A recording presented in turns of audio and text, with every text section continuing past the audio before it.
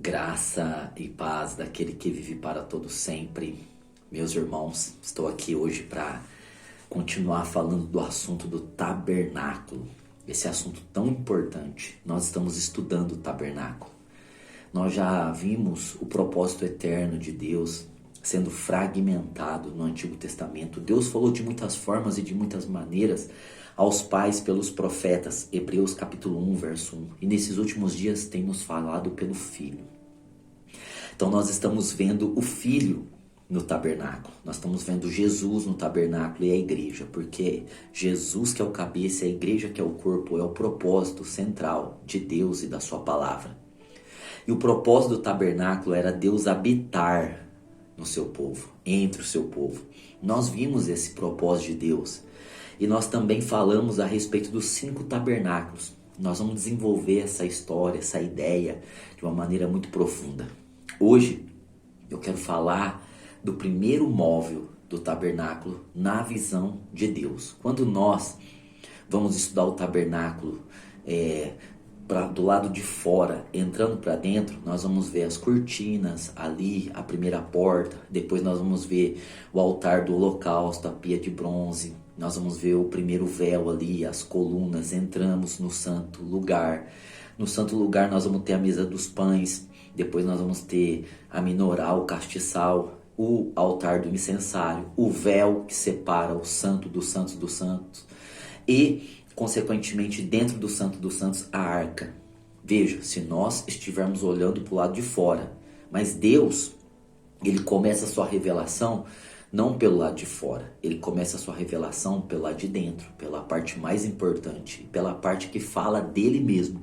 Por isso, o primeiro móvel a ser revelado a Moisés para ser construído, para ser formado ali, é a Arca da Aliança, certo?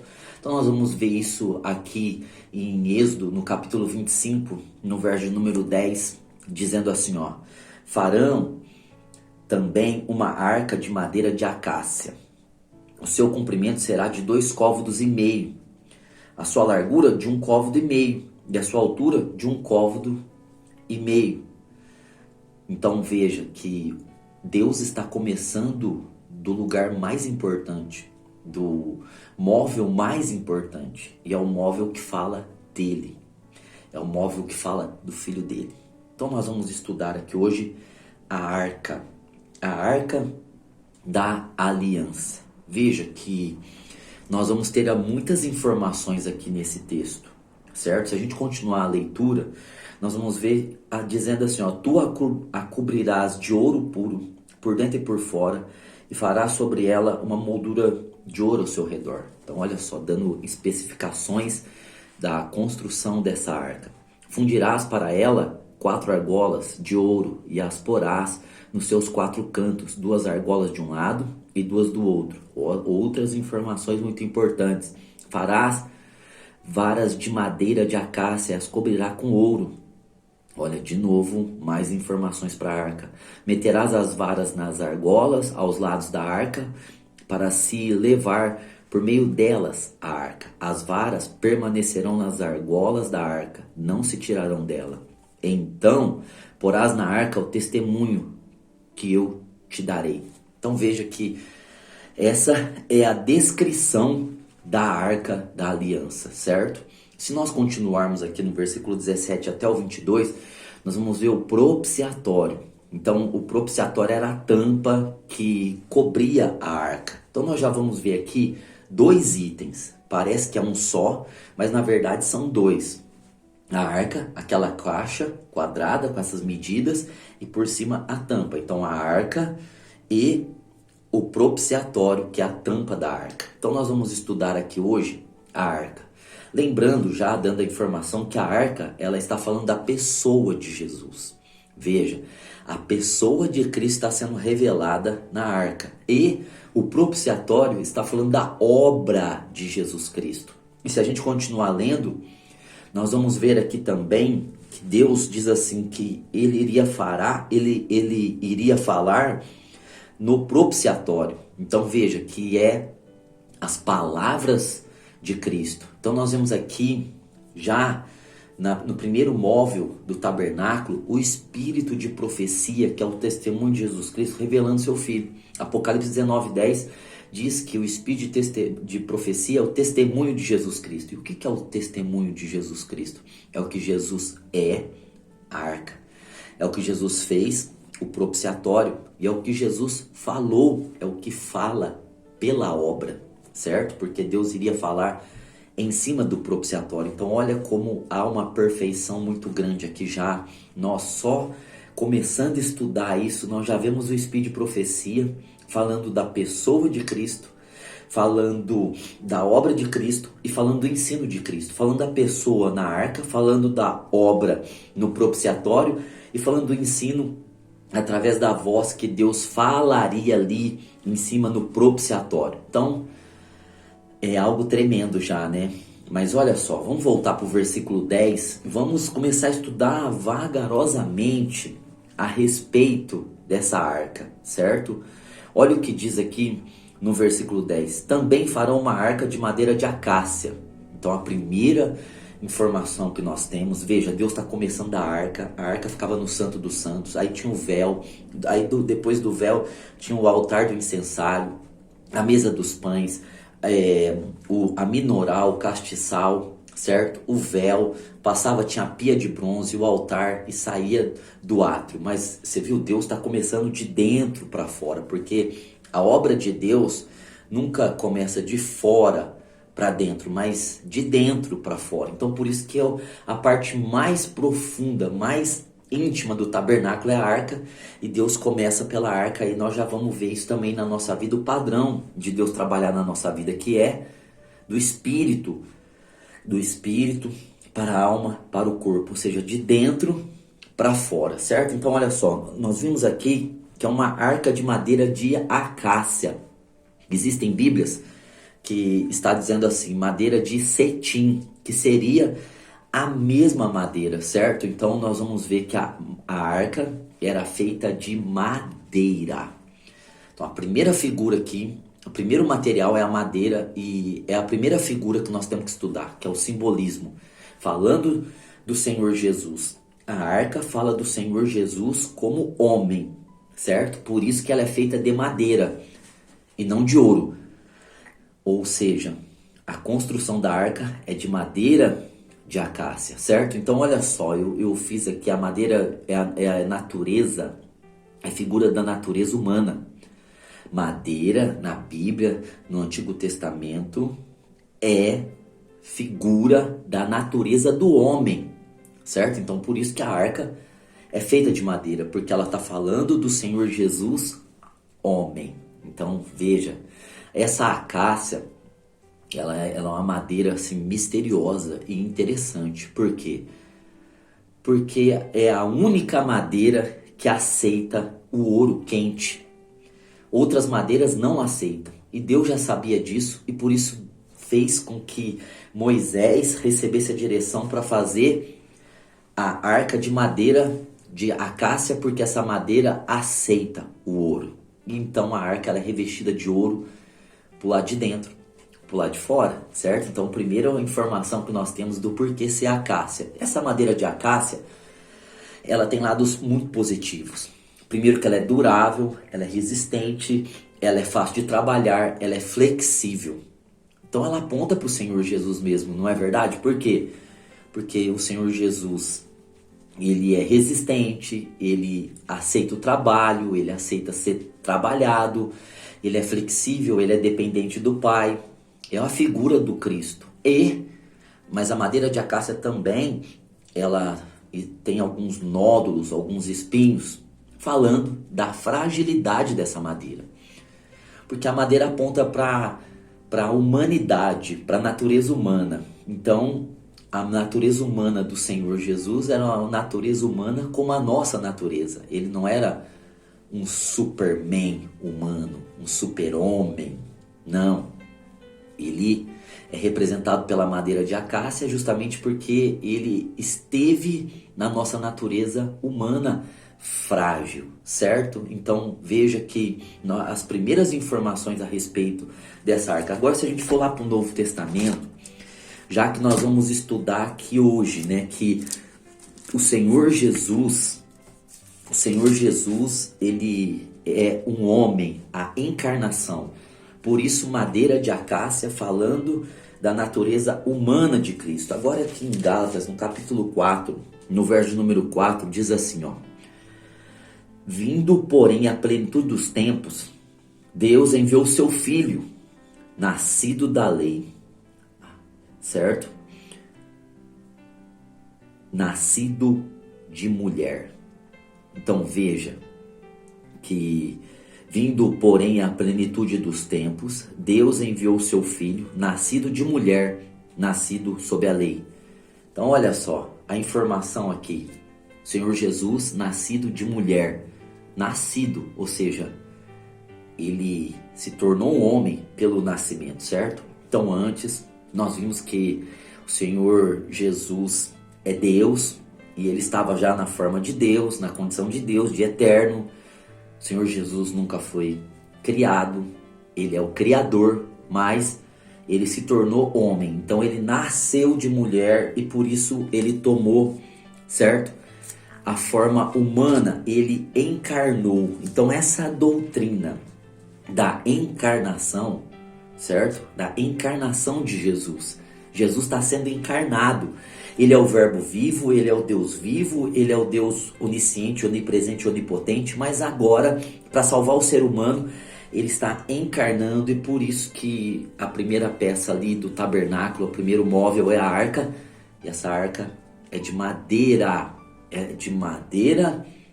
de cetim ou de acácia, falando dessa natureza humana. Então nós vamos estudar um pouco a respeito dessa natureza humana nesse livro aqui, irmãos. O livro de Hebreus fala muito de Jesus como homem, certo? Fala demais de Jesus. Veja que quando fala de Jesus aqui, não está falando Senhor Jesus Cristo. Sempre fala Jesus, porque Jesus é o homem, certo? Senhor, ele é o Senhor dos senhores, ele é Deus, Cristo é a missão dele. Aqui no livro de Hebreus aponta muito para esse Cristo como Jesus, como homem. Então mostra muito da humanidade dele.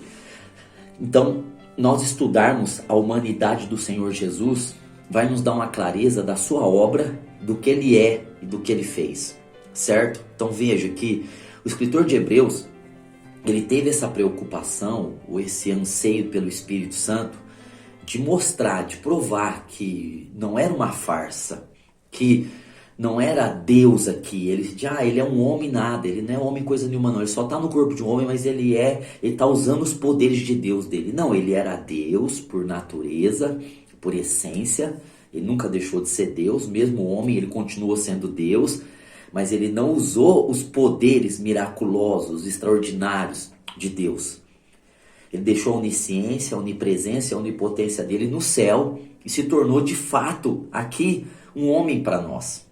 Certo? Então nós precisamos entender isso, porque senão a gente vai pensar que Jesus era diferente de nós. Ele era um Superman, ele era um super-homem, ele não tinha fraquezas, ele não tinha fragilidades, ele não precisava aprender. Ao contrário, ele precisou de tudo que nós precisamos, e por isso que é tão maravilhoso, é tão perfeita a obra dele, que é uma obra de homem e uma obra divina, certo? Então no livro de Hebreus, no capítulo aqui 2, no verso 14, vai falar assim, ó: portanto, visto que os filhos participam da carne e do sangue, ou seja, os filhos aqui seria nós os homens, nós participamos da carne, certo? E do sangue, do corpo e da alma. Você entende que carne e sangue aqui está se referindo ao corpo e à alma? Então nós temos participação disso. Nós temos um corpo, né? Nós moramos num corpo, nós temos uma alma. Então nós participamos disso, né? De corpo e de alma. Nós somos espírito. Mas nós temos uma alma, nós moramos num corpo. É isso que o escritor de Hebreus está querendo dizer. Que os seres humanos, que os homens participam, têm parte, certo? Dessa natureza humana. E essa natureza humana consiste de corpo e alma, certo? Aí diz assim, ó: também ele, falando, referindo-se, esse ele aqui, a Jesus, participou das mesmas coisas. Então Jesus participou da mesma natureza que nós participamos hoje, que nós estamos inseridos hoje, né? De carne, que é corpo, e de sangue, que é alma. Ele, o Senhor Jesus, nosso Senhor, ele participou das mesmas coisas. Então veja que esse corpo que nós temos precisa de descanso, esse corpo que nós temos é frágil, esse corpo que nós temos, ele tem às vezes desejos errados, errôneos, certo? O Senhor Jesus participou de um corpo como nós. É isso que o escritor de Hebreus está querendo se referir. E nós temos uma alma. Nós temos uma alma e essa alma é confusa. Essa alma tem sentimentos bons, sentimentos ruins, certo? Então o Senhor Jesus também participou dessa alma. Ele teve conflitos com a sua alma. O Getsemane fala muito disso e a vida dele por inteiro fala muito disso, certo? Então olha só. Para que pela morte derrotasse o que tinha o poder da morte, isto é, o diabo. Então, o propósito dele participar de corpo e alma é esse aqui, ó, para que pela morte, para que ele pudesse morrer. Porque como Deus apenas, ele não iria morrer. Então ele participa do corpo que é tendido à morte, da alma, para que por essa morte, ele veio para morrer, ele pudesse derrotar que tinha o poder da morte, isso é o diabo. Então ele venceu o diabo e ele venceu a morte participando da natureza do homem, que é corpo e alma. Então olha só que isso já começa a mudar a cabeça, a nossa cabeça, porque nós vamos pensar assim, Jesus era um Superman, era um super-herói. Não, Jesus participou das mesmas coisas que eu e você. Então olha só, João, o Evangelho de João, que é também maravilhoso estudar João, certo? É tremendo estudar João, porque a gente também vai aprender, deixa eu achar aqui João, várias coisas a respeito disso, e esse texto aqui a gente tem que estudar muito. É muito mesmo. João 1,14, você deve conhecer ele, nós precisamos estudar muito esse texto. Diz assim, ó, o verbo se fez carne. Olha, o verbo logos, né, nós vamos entender que o verbo aqui é a palavra, é o logos, referindo-se a Jesus, certo? Os gregos, eles usavam esse verbo aqui, que é logos, né? É logos no grego. Quando eles começaram a deixar de acreditar tanto naquela mitologia grega daqueles deuses do panteão lá, todos aqueles deuses, o Zeus, o Thanos, eles começaram a ter um raciocínio mais lógico. Eles começaram a pensar que alguém ou que alguma coisa tinha criado todas as coisas. E aí eles começaram a achar que tinha algum princípio de atividade espiritual, uma força, um princípio ativo que fez com que todas as coisas viessem a existir. E aí deram o nome para esse princípio ativo, para essa força mística de Logos. Vem João e diz assim, o verbo, o Logos, se fez carne, falando que o Logos não é um princípio ativo, uma força mística. O Logos é Deus, o Logos é Jesus, certo? O Logos se fez carne. Então, veja, mostrando de novo a natureza humana, a madeira de acácia, a arca, Jesus representado pela madeira de acácia na arca da aliança. Então, o verbo se fez carne. O verbo tomou o corpo de homem. O verbo tomou a natureza de homem. O verbo se fez homem e habitou entre nós e tabernaculou entre nós, como nós temos falado, né? Ele tabernaculou entre nós aqui no grego. Vimos a sua glória. Veja que no tabernáculo, quando foi inaugurado, a glória de Deus desceu. E aqui diz assim, vimos a sua glória. A glória como do unigênito do Pai. Ou seja, uma glória única do Pai, cheio de graça e verdade. Veja, graça fala do propiciatório da obra e verdade fala dele. Ele mesmo disse, né? João 14,6. Eu sou o caminho, a verdade e a vida. Então veja que esse texto fala muito do tabernáculo, da arca. Então, o central aqui é encarnação. O verbo encarnou. O verbo, que é Deus, passou a morar no corpo de homem. Então veja que nós estamos estudando isso e nós vamos entender então que o Senhor Jesus, ele era 100% homem e 100% Deus. Espírito dele, 100% Deus. Espírito dele, 100% homem. Alma dele, 100% Deus. Alma dele, 100% homem. O corpo dele, 100% homem. Porque o corpo dele de glória, João 17,5, ele deixou com o Pai. Hoje ele está com um corpo 100% homem, 100% Deus, mas ele deixou a glória dele no céu. Então veja que ele é homem, certo? Se a gente for ver aqui, ó, na teologia de Paulo. Teologia de Paulo, né? 1 Timóteo 3,16 diz assim. Paulo falando de coisas extraordinárias. A teologia nunca vai ensinar isso, irmãos. Nunca. Teologia não serve para nada, meus irmãos. A palavra é viva. Diz assim, ó. Sem dúvida alguma, grande é o mistério da piedade. Então veja, nós estudamos isso, né? Que aqui o mistério é chamado de mistério da piedade. E piedade aqui seria salvação, né? É o mistério da salvação em Cristo Jesus. Aí olha só como começa o mistério da piedade. Aquele que se manifestou em carne. Jesus é aquele, o Senhor Palavra, o Logos, o Verbo, se manifestou em carne. Encarnação. Tomou a forma de carne. Nós não temos um Salvador Deus apenas. Nós temos um Salvador que se tornou homem. Já era Deus. Ele já era Deus. Ele nunca se tornou Deus. Ele já era Deus, mas ele se tornou homem. Então ele manifestou em carne. Veja, por isso que ele não foi criado em carne, porque ele já existia. Então, Paulo teve o cuidado de escrever, ele manifestou, ele apareceu em carne, porque ele já existia, certo? Ele era Deus, invisível a nós porque não tinha corpo de homem, mas aí o verbo se fez carne, se manifestou, ou seja, apareceu em carne.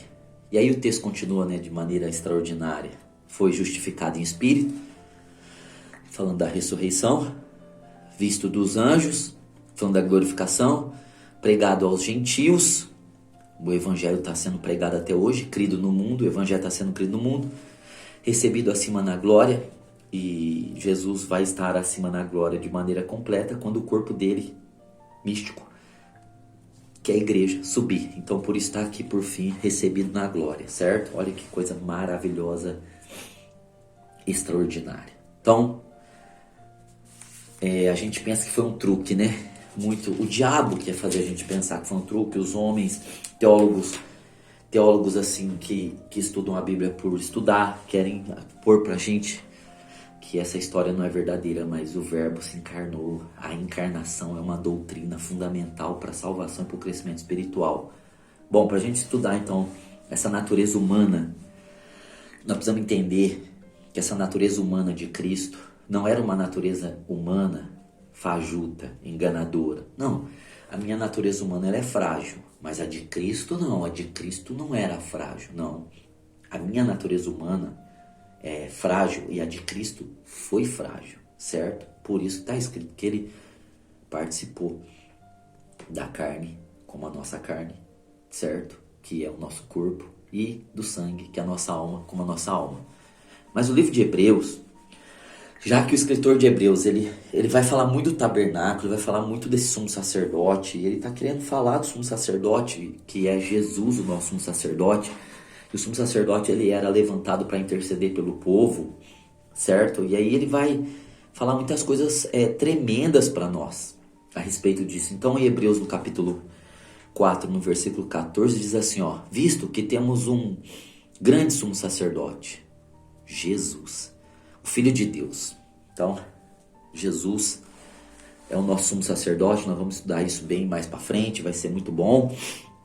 Que penetrou nos céus, retenhamos firme a nossa confissão. Aí olha só o versículo 15, que é tremendo e esclarecedor, e nos faz amar mais o Senhor ainda, e entender a encarnação de Cristo, certo? Pois não temos um sumo sacerdote que não possa compadecer-se das nossas fraquezas. Então, o escritor de Hebreus está sendo claro, ó, o nosso sumo sacerdote, Jesus, que penetrou no céu, ao qual nós devemos reter firme a nossa confissão de fé e de salvação, ele não é um sumo sacerdote que não pode. Ele pode se compadecer das nossas fragilidades, da nossa fraqueza. Então veja, o escritor de Hebreus está falando de nossas fraquezas. Ou seja, não é difícil a gente olhar para nós mesmos e ver fraquezas em nós, certo? Ou a gente olha para nós e a gente vai ver quão fraco nós somos, fisicamente, emocionalmente, intelectualmente, espiritualmente, né? Fisicamente nós somos tão fracos que você viu essa pandemia que existiu, um vírus, um mosquito da dengue, tira a nossa vida. Nós somos muito fracos. No que tange a moralidade, nós somos tão fracos quanto no físico. Nós somos tendidos a errar, cometer erros, pecados. Emocionalmente nós somos confusos, certo? Uma hora nós somos uma coisa, outra hora nós somos outra coisa. Mentalmente, nós somos mais confusos ainda. Então nós temos muitas fraquezas, mas muitas mesmo. Mas o nosso sumo sacerdote, ele se compadece, ele tem compaixão, ele tem misericórdia de nós, das nossas fraquezas. Aí diz assim, ó, então nós temos um sumo sacerdote que pode se compadecer das nossas fraquezas, mas um que como nós temos um sumo sacerdote como nós. Então veja que não é um sumo sacerdote que é um extraterrestre, um sumo sacerdote que é só Deus, um sumo sacerdote que é onisciente, onipresente, onipotente, que não entende as nossas fraquezas. Não, Jesus é um sumo sacerdote que como nós sentiu a força dessa natureza humana, certo? Um como nós. Então, Jesus, ele participou mesmo dessas fragilidades. Em tudo foi tentado. Gente, que texto é esse? Dizendo que Jesus em tudo foi tentado. O que é uma tentação? Uma tentação é algo que mexe com o nosso ser, certo? Fraquezas, as nossas fraquezas acabam atraindo tentações. Nós somos tentados nas nossas fraquezas, certo? E às vezes a palavra diz, né, da cobiça, nós somos tentados por isso. Jesus, ele foi tentado como o homem é tentado. Jesus não é um ser cobiçoso, mas ele foi tentado pela cobiça, para que ele pudesse ter experiência, certo? Experiência de vida. Então não foi um teatro, foi algo muito forte. A encarnação é madeira, lembra que a arca é madeira de acácia? Espinhos, nódulos. Jesus, está escrito aqui, que em tudo ele foi tentado. Então veja que essa palavra tudo, ela é muito importante aqui. Porque Jesus foi tentado então no corpo, na carne, pecados da carne, pecados da alma. A alma é sentimentos, emoções, vontades, pecados do espírito. Ou seja, se foi em tudo, ele foi tentado no espírito, na alma e no corpo. Agora a gente precisava entender, né? Que tentação é algo que mexe a gente, certo? Se nós temos uma fraqueza, por exemplo, uma fraqueza de nos sentir inferiores, porque tem gente que tem esses problemas de complexos. Daí, essas pessoas, se alguém passar por lado delas, não cumprimentar elas, elas já se sentem rejeitadas. E elas começam a falar que são rejeitadas, começam a ter um monte de problemas. Porque é fraqueza, certo? Outros têm fraquezas com relacionamentos sexuais. Homens que têm muita fraqueza com mulheres, mulheres têm muita fraqueza com homens. Então tenta, dependendo da pessoa que chega perto da outra e chega conversando, tocando, é uma tentação muito grande. Jesus em tudo foi tentado. Outras pessoas têm tendências de fraqueza para roubo, para trapaça, para mentira, para inveja, para soberba, certo? Para tanta coisa, para falsidade, para ser bipolar.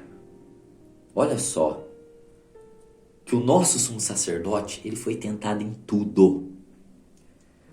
Gente, isso faz com que eu ame mais o meu Senhor ainda, porque se o meu Senhor não tivesse sentido o que eu sinto e tivesse vencido, seria maravilhoso. Mas o meu Senhor sentiu tudo o que eu sinto e muito mais, e venceu sentindo o que eu sinto. Venceu sentindo o que você sente. E hoje ele pode te ajudar. Ele pode me ajudar porque ele encarnou. Porque ele participou da natureza de carne e sangue. Então, está escrito aqui, ó, mais um que, como nós, em tudo foi tentado. Em tudo foi tentado. Então isso é uma coisa vasta. E aí diz aqui o texto, porém, esse porém, ele é lindo. Porém sem pecado.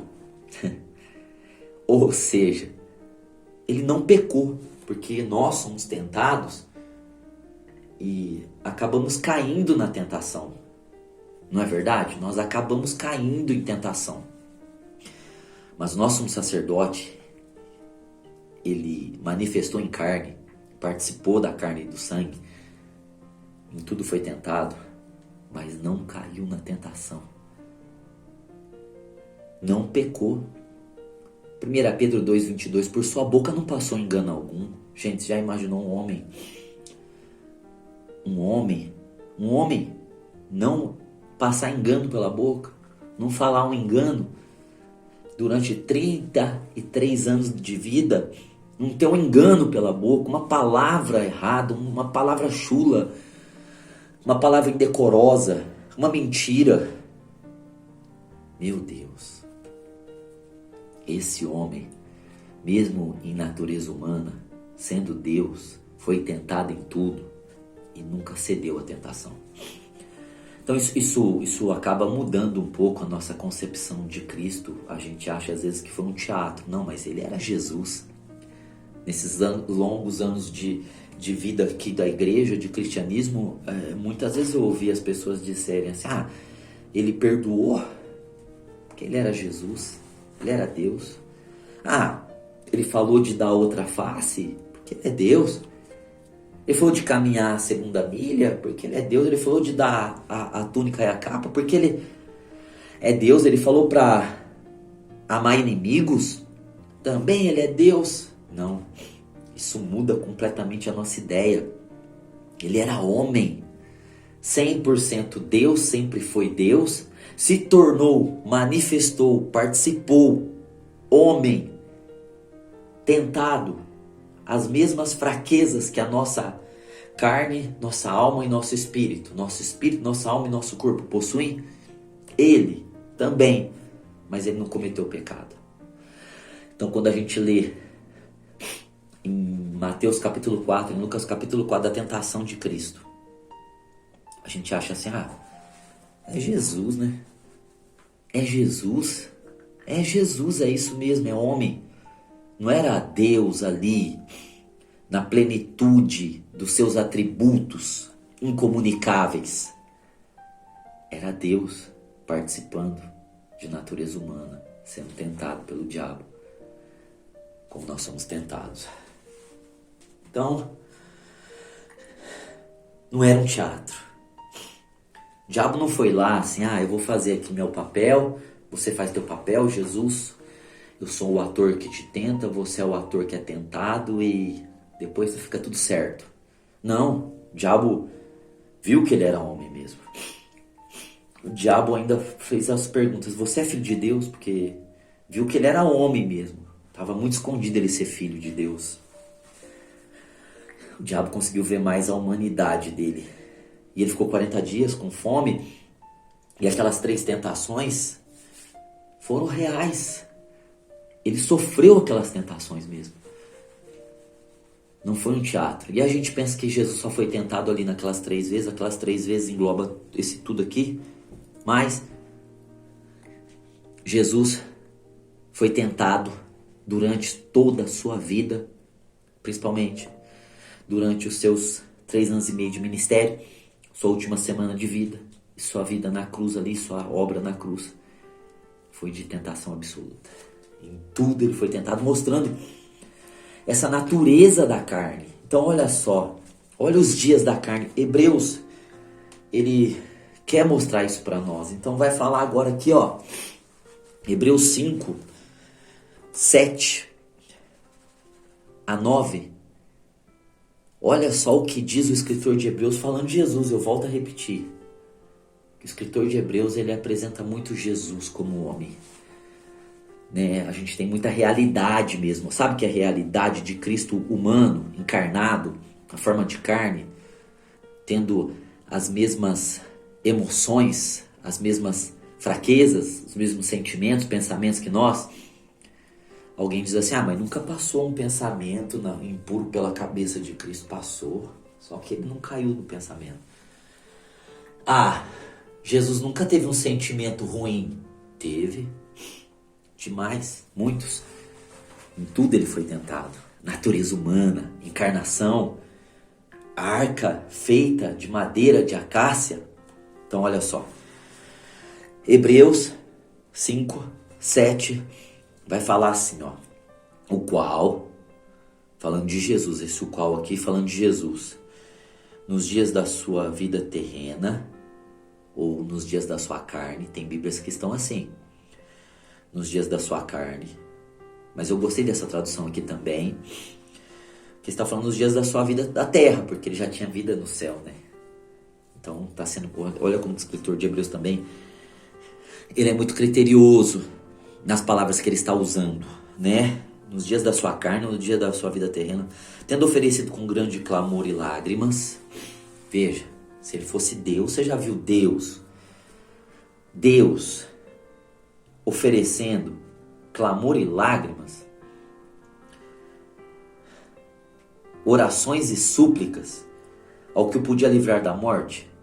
Deus ser livre de morte? Deus com clamor e lágrimas? Deus com orações e até súplicas, gemidos, pedindo para ser livre da morte? Veja como que esse texto aqui mostra uma vida humana de um homem consagrado a Deus. Não é verdade? Porque nos dias da sua carne, ele ofereceu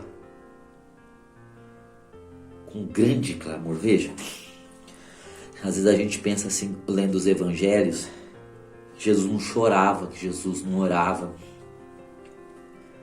Jesus chorava muito, orava muito. E aqui esse texto diz que ele podia livrar ele da morte. Então alguns pensam que isso aqui está se referindo a ele ressuscitar. E eu acho que isso aqui apropria bem, né? E ele foi ouvido por causa da sua piedade, ou seja, por causa da sua integridade. Porque em tudo ele foi tentado, porém sem pecado, ou seja, por sua piedade, ele não ter caído nos pecados, ele foi atendido. Aí olha só agora o versículo 8, mostrando aqui a madeira de acácia, essa arca. Nós estamos estudando o tabernáculo, e o tabernáculo fala de Cristo, e a arca fala do Cristo encarnado. O versículo 8 aqui de Hebreus 5 diz assim, ó: embora sendo filho, embora sendo Deus aqui. Sendo filho aqui, embora ele sendo Deus, olha que coisa, aprendeu a obediência por meio daquilo que sofreu.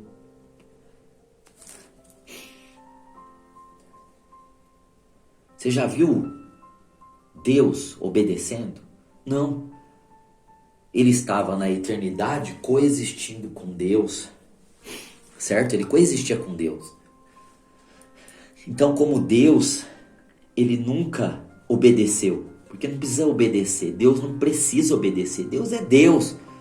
Deus é dominador, Deus é Senhor, Deus manda. Mas agora, mesmo ele sendo Deus, na forma de homem, nos dias da sua carne, nessa participação de carne e sangue, nesse em tudo foi tentado, ele aprendeu. Então veja que o Senhor, como homem, aprendeu. O escritor de Hebreus está dizendo que ele era tão homem que ele teve que aprender obediência. Como Deus, ele sempre foi Deus. Ele não sabia obedecer. Deus não sabe obedecer, Deus sabe mandar. Mas agora, mesmo sendo filho, sendo Deus, ele teve que obedecer, aprender a obedecer, porque ele se tornou homem. Assim como nós estamos aprendendo a obedecer. Não estamos? Estamos aprendendo a obedecer. Não é verdade? Estamos aprendendo obediência. Difícil aprender obediência. E Cristo aprendeu obediência. Como homem, ele teve que aprender a ser submisso, a ouvir a voz de Deus, a aceitar a voz de Deus, a ser guiado pelo Espírito Santo, a ser dirigido pelo Espírito de Deus, não por si mesmo. Ele aprendeu isso por meio daquilo que sofreu. Então aprender a obediência foi um sofrimento. Porque a obediência a gente aprende em meio ao sofrimento, em meio às guerras, às tentações, às oposições. Porque a gente tem que obedecer quando? Quando vem oposição. Na verdade, alguém vem e fala mal de nós. A gente tem vontade de falar mal dessa pessoa, mas aí a gente aprende obediência. O que a Bíblia diz? Mateus 5,44. Fale bem de quem fala mal de você. Aí a gente aprende obediência pelo sofrimento. Ou seja, poxa, renunciar minha vontade de falar mal dessa pessoa, vou falar bem dela. Então Cristo aprendeu por meio do sofrimento, cada tentação, cada guerra, cada batalha. Ele renunciava essa participação de carne e sangue, essas fraquezas, para se manter piedoso, como diz aqui o texto, por sua piedade. Então, o versículo 9 vai falar assim, ó, e tendo ele sido aperfeiçoado, olha, como Deus, ele é perfeito, meus irmãos. Como Filho, ele é perfeito. Como Logos, como Senhor Palavra, ele é perfeito. Mas olha só que ele está em homem aqui, está em forma humana, encarnou madeira de acácia. Então, ele foi aperfeiçoado como homem, pela obediência, pela renúncia, certo? Pelos sofrimentos de circunstâncias e situações durante esses 33 anos.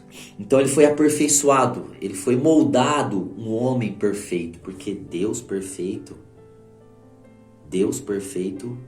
ele sempre foi. Agora em forma de homem, ele foi aperfeiçoado. Veja, que ele nasceu como uma criança. Lucas fala que ele foi colocado em fraldas. Olha só, Deus nas fraldas. Lucas diz que ele crescia em graça, que ele crescia em estatura, em sabedoria. Veja, ele sendo aperfeiçoado, a mãe dele dizia, olha, você é Deus. Porque o anjo Gabriel apareceu para mim e me disse a respeito de você, mandou colocar o seu nome de Jesus. Veja que ele foi sendo aperfeiçoado, ele foi para o deserto, ele descobriu a missão dele, o chamado dele, o propósito dele, assim como nós Se nós quisermos descobrir nosso chamado, nós temos que nos isolar, buscar a Deus em oração e jejum, nosso propósito e vocação. Então ele tem sido aperfeiçoado como homem, a natureza humana, a encarnação, a madeira de acácia, a arca falando desse Jesus encarnado, homem, veio a ser o autor da eterna salvação para todos os que lhe obedecem. Então olha só, ele veio a ser o autor da salvação porque ele foi aperfeiçoado como homem. Ele sempre foi perfeito como Deus, mas ele teve uma vida de aperfeiçoamento como homem.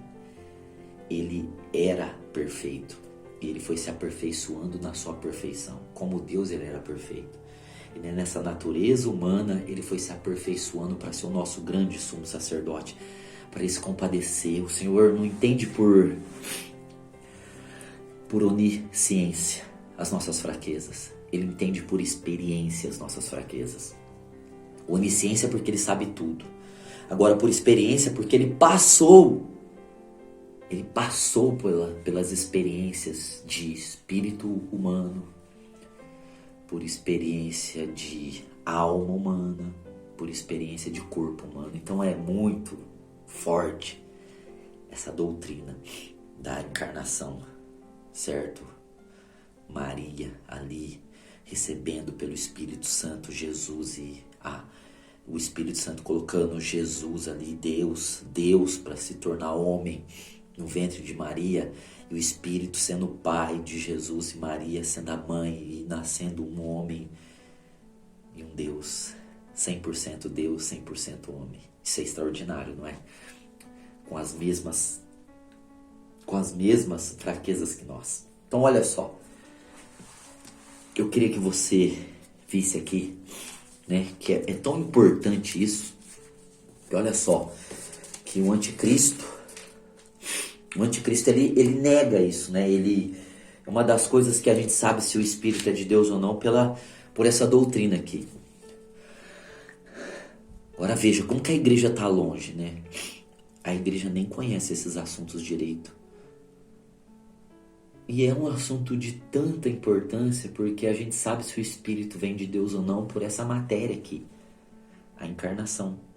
Então, né, 1 João capítulo 4, João está escrevendo ali, combatendo os docetas, combatendo os agnósticos os gnósticos, né, que diziam que Jesus não tinha vindo em forma de corpo, de carne, era tipo um holograma. Jesus era um espírito. Eles diziam que a matéria é tão má que Deus não podia encarnar. E daí eles diziam que tudo aquilo era um fantasma, era uma ficção, parecia ser carne, mas não era. Aí vem João e começa a carta dizendo, nós tocamos nele, combatendo a heresia, né? E aí João vai falar, vocês têm que saber quando o Espírito é de Deus ou não. O Espírito do Anticristo e o Espírito de Cristo, que é o Espírito Santo. E aí o versículo 2 aqui de 1 João 4 diz assim, ó, vamos ler aqui atentamente. Nisto conheceis o Espírito de Deus. Como que a gente conhece que o Espírito de Deus está em alguém? A pregação, o louvor, o conselho. Como que a gente sabe que é o Espírito de Deus? Pelo reteté? Pelas línguas estranhas? Pela sabedoria humana? Não. Olha só. Todo espírito de homem, todo espírito, toda pessoa, né, que confessa que Jesus Cristo veio em carne é de Deus. Então isso quer dizer que o Espírito Santo faz a gente entender Jesus como um homem encarnado. O trabalho do Espírito Santo é esse, um dos trabalhos do Espírito Santo em relação ao Filho, é compreender. Por isso que veja que a primeira informação da arca ali é qual? É a madeira, falando da encarnação de Jesus. É uma das primeiras coisas que nós precisamos aprender no Evangelho. Não é isso que a igreja está ensinando, né? Mas já é outro assunto. Então, confessar que Jesus Cristo veio em carne, e esse é de Deus. Então, não só Jesus vem em carne, não, é crer que Jesus teve o sumo sacerdote, Jesus foi tentado, Jesus pode se compadecer, Jesus sofreu, participou. Jesus não só teve o sono, não só teve a canseira, Jesus teve fraquezas, Jesus teve medo, Jesus teve tristeza de morte, Jesus teve angústia. Getsemane fala muito disso. E Jesus, ele foi tentado no deserto, não foi um teatro. Jesus venceu como homem, não um super-homem, não um homem diferente de outros homens. Jesus venceu como homem. Jesus venceu o diabo, Jesus venceu o pecado, Jesus venceu o mundo, não como um Deus, com os atributos incomunicáveis de Deus. Ele venceu como um homem.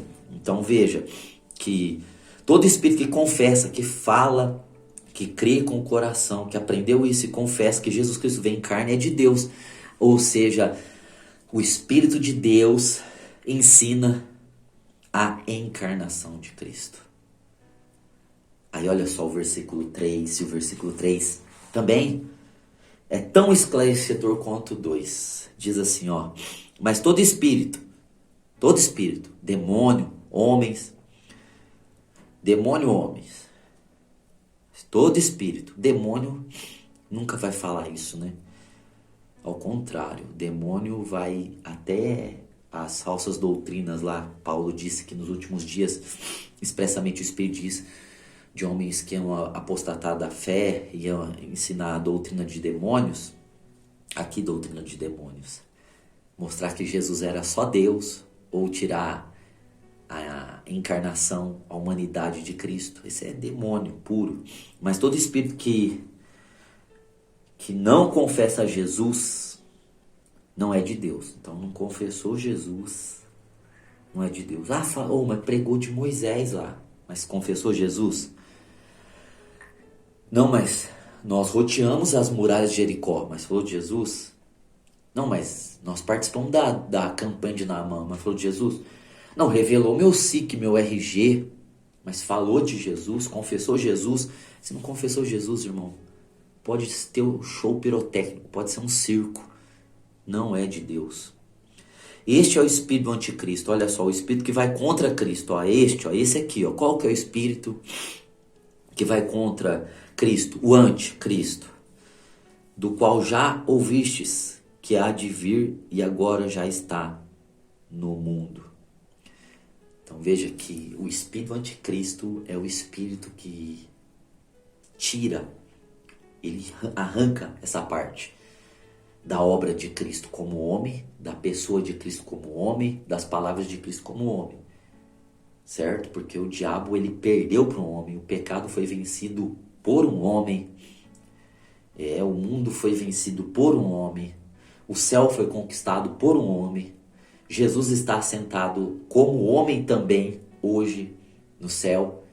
Ele é Deus, mas ele se manifestou em carne, em homem. Então isso é muito forte. Agora a gente precisava então pensar muito nisso, né? Por isso que o tabernáculo é o assunto que é mais falado em toda a Bíblia. O tabernáculo e o templo.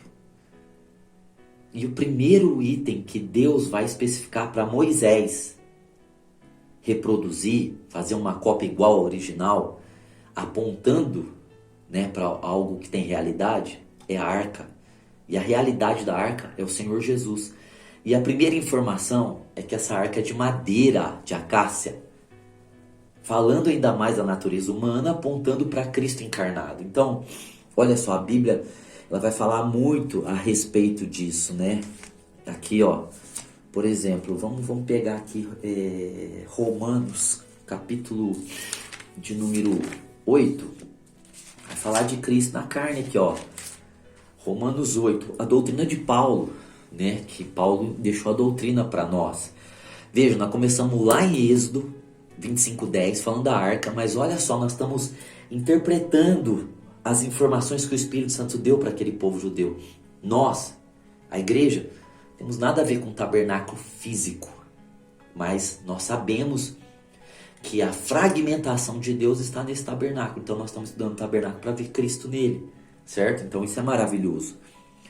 Nunca que alguém sem o espírito da realidade, o espírito da nova aliança, vai conseguir enxergar essas verdades. Então olha só, Romanos 8,3 diz assim: pois o que era impossível à lei, o que é impossível à lei? Santidade e salvação. É impossível a lei trazer santidade e salvação. A lei veio trazer o conhecimento do pecado e mostrar, através do conhecimento do pecado, porque os homens estavam condenados. Então, era impossível a lei salvar e trazer santificação, visto que estava enferma pela carne. Então, a carne tem a natureza do pecado. A carne fragilizou a lei, certo? Olha só, Deus o fez. Deus fez o que era impossível. A lei, Deus fez. Como que Deus fez o que era impossível a lei? O que era impossível a lei é salvar e santificar. Deus fez, enviando o seu Filho, enviando o Filho, o Verbo, Deus, Jesus, o Filho Deus, em semelhança do homem pecador. Ele era a semelhança do homem, olha só. Nesse texto está mostrando a divindade dele. Deus fez a salvação e a santificação enviando o seu Filho, né, mostrando a divindade do Filho em semelhança do homem pecador, certo? Em semelhança da carne e do pecado, existem Bíblias, como oferta pelo pecado. Dessa forma, condenou o pecado na carne. Ele condenou o pecado na carne, em carne, certo? Ele se tornou homem na semelhança de homem pecador. Ou seja, ele tinha tudo que um homem tem. Ele só não foi um pecador. Porque ele em tudo foi tentado, mas ele não cedeu ao pecado. A diferença dele para nós é que nós somos homens pecadores porque nós cedemos ao pecado. Ele não cedeu ao pecado. E nós nascemos com pecado porque nós nascemos de relação sexual. Quem passa a herança do pecado para os homens é a parte masculina, é o sêmen, e Cristo nasceu só de Maria, nasceu do Espírito Santo, então ele não nasceu pecado original, então ele não nasceu pecador, nós nascemos pecador por isso. Agora, ele condenou o pecado na carne. Então olha só, que ele condenou, ele venceu o pecado, não com a divindade, mas com a carne. Por isso que o anticristo quer negar isso. Por isso que nós, a igreja, não ouvimos muito isso. Porque isso define parâmetros para o nosso crescimento espiritual, para a nossa salvação. Certo? Então olha só. Vamos voltar para Hebreus também, que é outro texto muito importante. E é maravilhoso Hebreus, né? Nós vamos estudar muito Hebreus. Hebreus é tremendo. Hebreus 10, 19. Diz assim, ó. Portanto, irmãos, tendo ousadia para entrar no Santo dos Santos, pelo sangue de Jesus. Veja que a arca estava no Santo dos Santos. A arca representava a presença de Deus máxima. E nós estamos vendo que a arca aponta para Cristo encarnado. Certo? Então, o escritor de Hebreus está dizendo para a gente ter ousadia para entrar diante da presença de Deus pelo sangue de Jesus. Porque Jesus também é o Cordeiro, né? O sangue do Cordeiro. E aí diz assim, ó, versículo 20. Pelo novo e vivo caminho. Então, pelo novo e vivo caminho que ele consagrou pelo véu, isto é, pelo seu corpo ou pela sua carne. Então, olha que coisa maravilhosa. Ele inaugurou um novo e vivo caminho. Lá no Éden, o caminho foi fechado para a árvore da vida. No tabernáculo, o véu separava os homens do Santo dos Santos, até os sacerdotes. Mas ele consagrou um novo e vivo caminho pelo véu, isto é, pela carne. Quando ele morreu, o véu do templo, que separava o santo dos santos dos santos, rasgou de alto a baixo. E aqui está dizendo que esse véu é só a carne.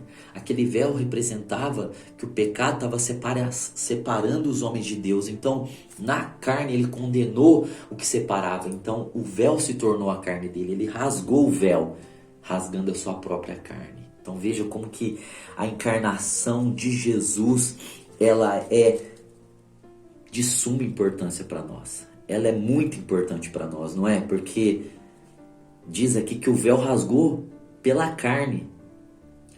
Ou seja, ele foi colocado o pecado na carne e ele morreu condenando o pecado na carne e o véu rasgou, a carne rasgou. E quando a carne rasgou, a sombra rasgou de alto a baixo, que se tornou realidade. Aconteceu na realidade. Glória a Deus. E hoje nós temos livre acesso para entrar. Agora olha só. Efésios, no capítulo 2, no verso 14, diz assim, ó: pois Ele é a nossa paz. Glória a Deus por isso. Jesus é a nossa paz, o qual de ambos os povos fez um e destruiu a parede de separação. Está falando aqui Paulo que a igreja é constituída de judeus e de gentios. Então, dos ambos os povos, os judeus, que é o povo escolhido, e os gentios, ambos os povos, ele fez um, que é o corpo de Cristo. Esse um aqui é o corpo de Cristo. Destruiu a parede de separação. Destruiu o pecado, a barreira de inimizade que estava no meio, desfazendo na sua carne. Então, na carne de Cristo, ele levou todos os pecados, e tanto o judeu, Paulo fala isso em Romanos no capítulo 1, capítulo 2, que tanto o judeu quanto o gentil é pecador. O judeu é pecador por causa da lei e o gentil sem lei continua pecando. Então, ele está dizendo aqui assim, que a barreira de inimizade que estava no meio, que é o pecado, desfazendo na sua carne. Veja que é muito forte a encarnação. Não é só para ele andar aqui na terra e ter um corpo aqui para andar na terra. É muito mais, né? É para ele morrer na cruz como homem. Participou da natureza humana. A alma dele sofreu ali na cruz. E a carne, ele desfez o pecado na carne. Ele desfez, olha só, na carne a lei dos mandamentos que consistiam em ordenanças para criar em si mesmo dos dois um novo homem, fazendo a paz. Olha só. Então, está dizendo aqui que na carne ele colocou os mandamentos também. Colossenses diz que ele cravou na cruz as ordenanças que nos eram contrárias. E ele cumpriu na carne, ele cumpriu no corpo, durante a vida e na cruz, a lei dos mandamentos que consiste em ordenanças, para criar esse tempo da graça, para criar esse novo corpo, para criar em si mesmo dos dois um novo homem.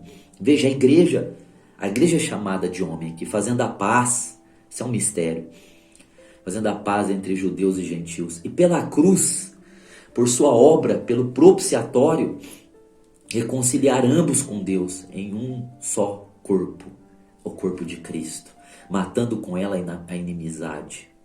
Veja, glória a Deus por isso, em um só corpo, matando com ela a inimizade. Então olha só como que a encarnação ela é importante, porque ela apresenta que Cristo foi um homem como nós somos homem, participante de carne e sangue, corpo e alma, tendo fraquezas, em tudo sendo tentado, aprendeu obediência, foi aperfeiçoado, orou, chorou, pediu livramento de morte, sentiu tristeza, angústia, pavor, sentiu sono, medo, sentiu fome, e para viver aqui como homem, mas para ir à cruz, e na cruz, no corpo, na carne, por isso que ele encarnou, levar o pecado, cravar a lei e fazer tanto de gentil, que é um povo sem a lei, e judeu, um povo com a lei, um só